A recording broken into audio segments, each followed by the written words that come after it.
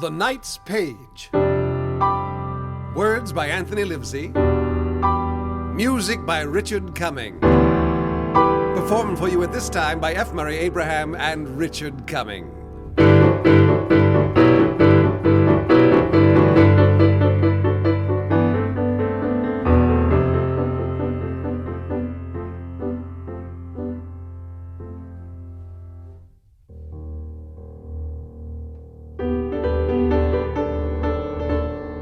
All along the line, everyone was getting ready for battle.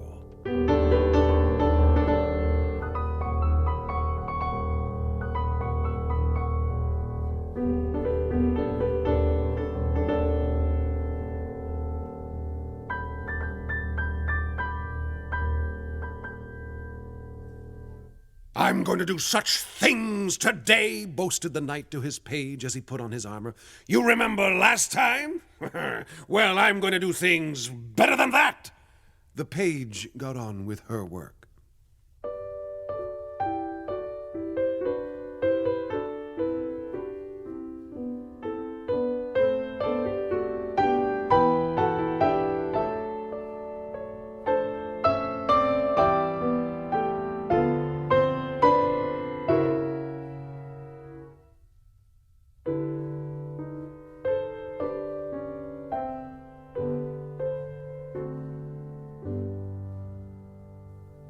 "I might even win the battle by myself," continued the knight. "I may even capture their king all on my own."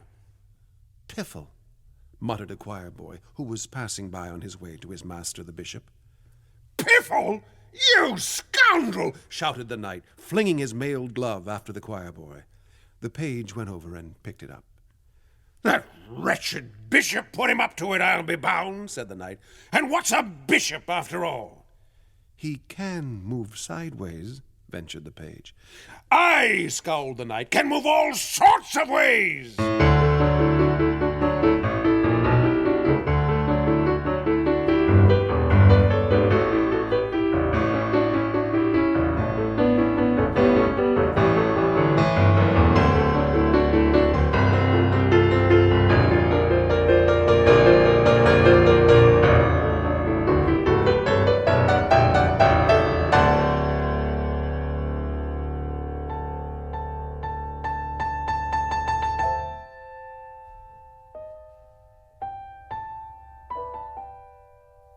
In the middle of his army, the White King was putting on his crown. He was very tall and pale, and his hands shook.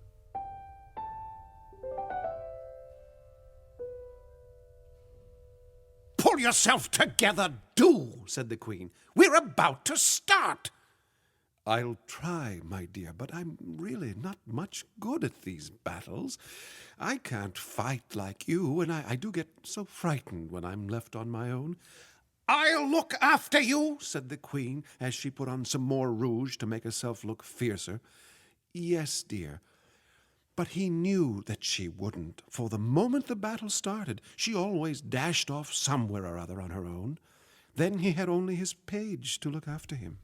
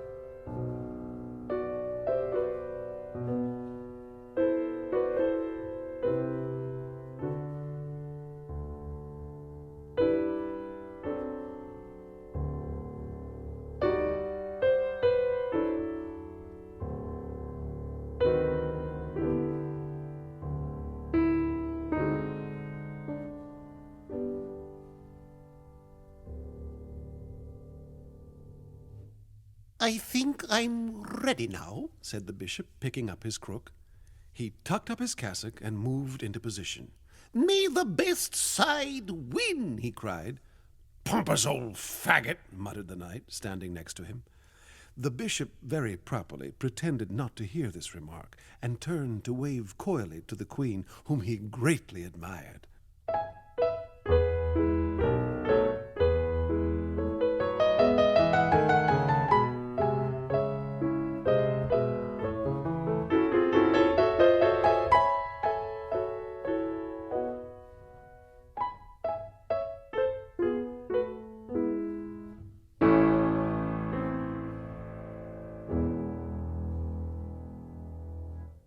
"What are you looking so unhappy about?" asked the castle's page of the knight's page. "The king looks so sad," she said. "See how pale he is." "He doesn't like fighting, and he can't move about quickly, that's why." "He's very beautiful, isn't he?" said the knight's page. Secretly, she was very much in love with the king.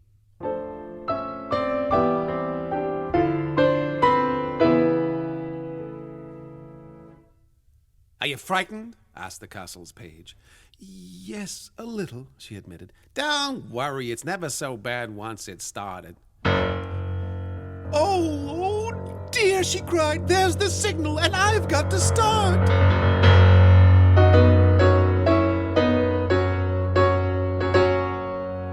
She began to move forward gingerly.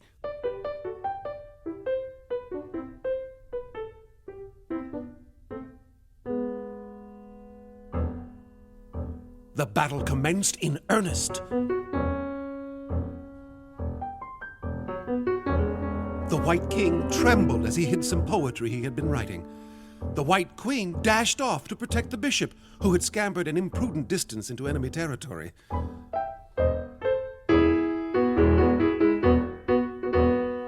"Oh, come back!" cried the king, but the queen would not hear him.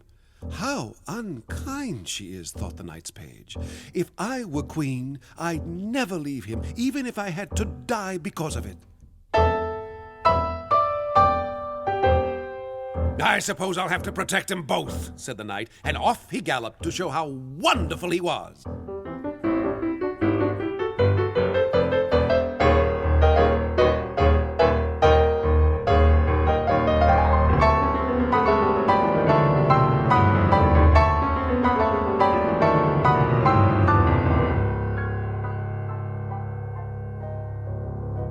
The knight's page moved further and further forward till the noise of battle was quite a long way off on her right. Dimly she could make out the scene, with the queen and the bishop and the knight surrounded by the enemy and fighting furiously. She watched for a long time, and then, suddenly, she realized that she was all alone, right out in the battlefield. She leaned forward, trying to see what was in front of her. Suddenly, a large black form loomed up, moving swiftly towards her. It was the Black Queen.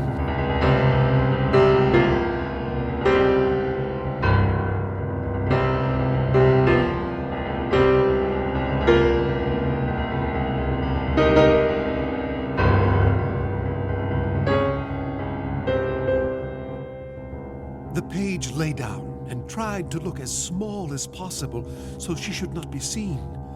She trembled violently as the queen approached.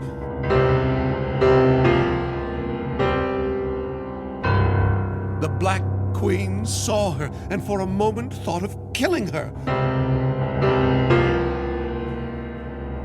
And then she decided that the page wasn't important enough, and she continued on her errand, which was no less than to kill the White King, who was now almost alone.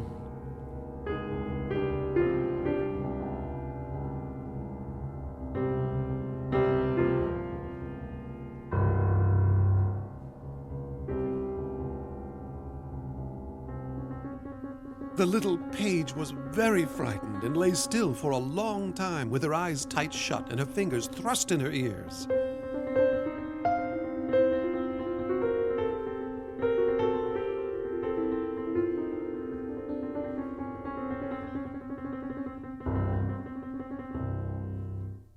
Then, gently, A hand touched her on the shoulder. And when she looked up, who should she see but the White King? "You must look after me," he said. "The Queen has gone off, and I'm all alone. And I know the Black Queen is after me." How happy the little page felt.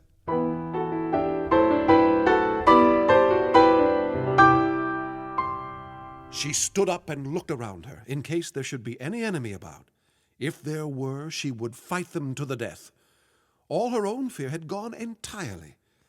She kept watch while the king, to steady his nerves, read her some of his poetry. But suddenly there was a thundering of hooves, and soon they could make out the knight riding fast towards them. "The Queen is dead! The Queen is dead!" he shouted to the king. "You must come back! Come back!"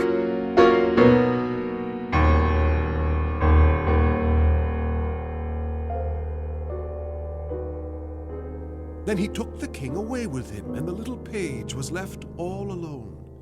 She felt very sad that she could no longer protect the king, and she felt frightened again, too.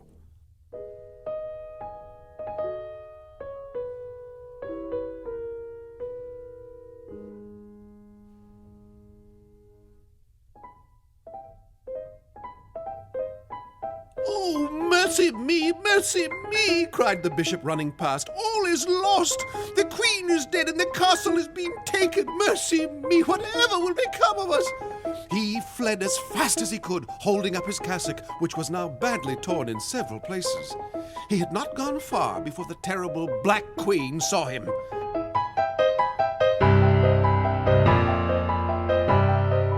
She turned and chased him a long way before she caught him.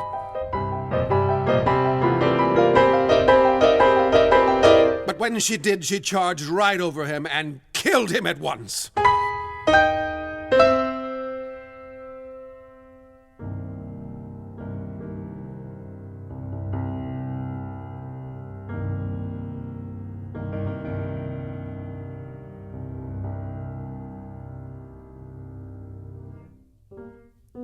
And the soul of that good man flew straight to heaven.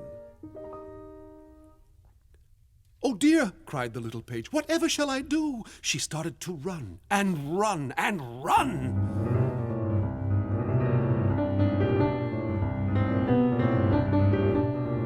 She saw a black knight, and she still went on running.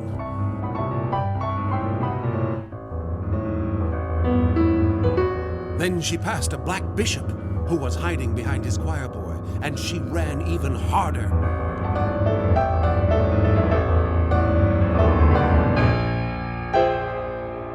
Then suddenly she saw the Black King, and the most extraordinary thing happened.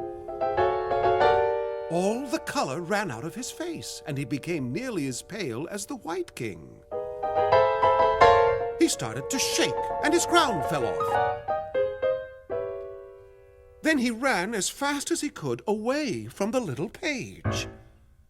She could not understand it.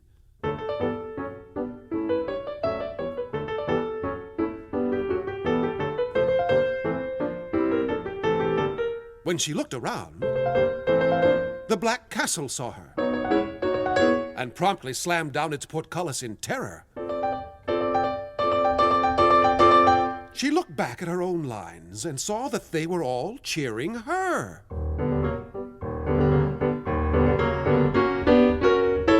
She had reached the other side and had become a queen.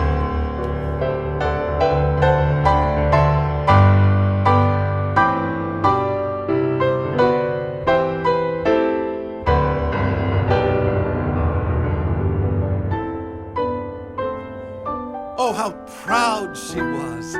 How she scattered the enemy as she dashed back to protect the White King! And how grateful and happy he was when she reached him, because he wasn't afraid anymore. When she had seen that he was properly protected, she went back to the battle. All the enemy ran away from her, and in the end, she galloped over the Black Queen. and captured the Black King.